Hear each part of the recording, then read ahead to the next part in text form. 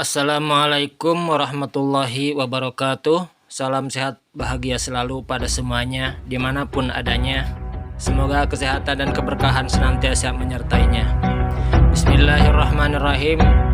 Allah menjadikan orang miskin menjadi kaya, orang yang berkebutuhan menjadi tercukupi dengan karunia-Nya.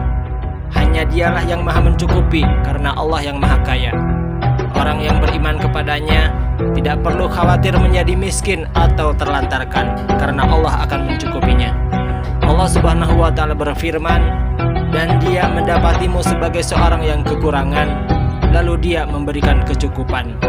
Quran Surat Ad-Duha ayat 8. Namun, jaminan Allah ini bukan berarti manusia boleh meninggalkan ikhtiar, karena semua yang terjadi di dunia ini telah Allah ikat dengan aturan-aturannya, seperti kewajiban mengambil sebab dan berikhtiar. Walaupun semuanya tetap tidak dapat lepas dari ketentuan Allah yang berlaku atas seorang hamba. Allah yang memberikan rezeki kepada hambanya, bahkan ulat yang di dalam batu pun tetap diberi rezeki sebagai bahan untuk hidup dan berkembang. Intinya rezeki itu dibentangkan Allah sejak dari atas dalam bumi dan sela-sela bumi ini. Ada yang hanya sebatas menerima rezeki tanpa kelebihan, tapi ada juga yang mendapat rezeki lebih dari cukup, sehingga dia menjadi orang yang kaya. Seiring dengan ketentuan Allah memberikan rezeki dan kekayaan kepada hambanya, maka usaha ke arah itu harus ada, karena memang Allah tidak pernah memberikan rezeki langsung ditanggung dari langit tanpa usaha dari manusia. Siti Maryam, dikala dia akan melahirkan anaknya di tempat yang sepi tanpa ada yang bisa membantunya, haus dan lapar datang ketika itu, walaupun dia berada di bawah pohon kurma. Tapi buah kurma tidak jatuh demikian saja. Allah memerintahkan Maryam agar mengunyah batang kurma itu, walaupun tidak ada kekuatan untuk itu. Tapi usaha memang harus ada, sehingga hanya dengan meletakkan tangannya saja buah kurma itu berguguran. Allah memberikan kekayaan kepada siapa yang dikehendakinya melalui peluang-peluang usaha yang mendatangkan banyak rezeki. Hal itu boleh saja, asal jangan melupakan hak dan kewajiban sebagai orang yang kaya untuk menggunakan harta itu di jalan yang benar sesuai yang dikehendaki pemberi kekayaan. Untuk diketahui, harta yang dimiliki itu hanya sementara. Bila masih menumpuk saat kematian menjemput, maka tidaklah akan bisa dibawa ke alam barzah. Hadis riwayat Anas bin Malik radhiyallahu anhu, ia berkata, Rasulullah bersabda, 3 perkara yang akan mengiringi mayit, yang 2 akan kembali dan yang 1 akan menetap. Dia akan diiringi oleh keluarganya, hartanya dan amal perbuatannya.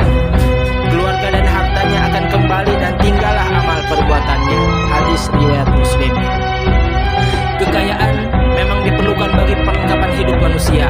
Dia hanya sarana bukan tujuan. Kadangkala dengan kekayaan semuanya bisa berubah. Inilah yang membuat Nabi Muhammad mengingatkan kepada sahabatnya.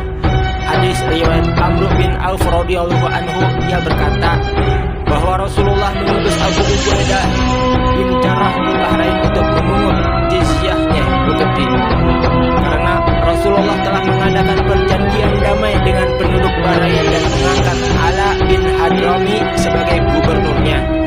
Kemudian Abu Ubaidah kembali dengan membawa harta dari Bahrain. Orang-orang Ansar mendengar kedatangan Abu Ubaidah, lalu melaksanakan sholat subuh bersama Rasulullah. Setelah sholat, beliau beranjak, lalu mereka menghalanginya. Ketika melihat mereka, beliau tersenyum dan bersabda, "Aku tahu kalian telah mendengar bahwa Abu Ubaidah telah tiba di Bahrain dengan membawa harta upeti." Mereka berkata, "Benar, wahai Rasulullah." Beliau bersabda, "Bergembiralah dan berharaplah agar mendapatkan sesuatu yang menyenangkan kamu sekalian. Demi Allah, bukan kepakiran yang aku khawatirkan terhadap kalian, tetapi yang aku khawatirkan adalah jika kekayaan dunia dilimpahkan kepada kalian, sebagaimana telah dilimpahkan kepada orang-orang sebelum kalian. Kemudian kalian akan berlomba-lomba mendapatkannya, sebagaimana mereka berlomba-lomba, dan akhirnya dunia itu membinasakan kalian sebagaimana ia telah membinasakan mereka. Hadis riwayat Muslim. Semoga bermanfaat. Assalamualaikum warahmatullahi wabarakatuh. Alhamdulillahirabbil alamin.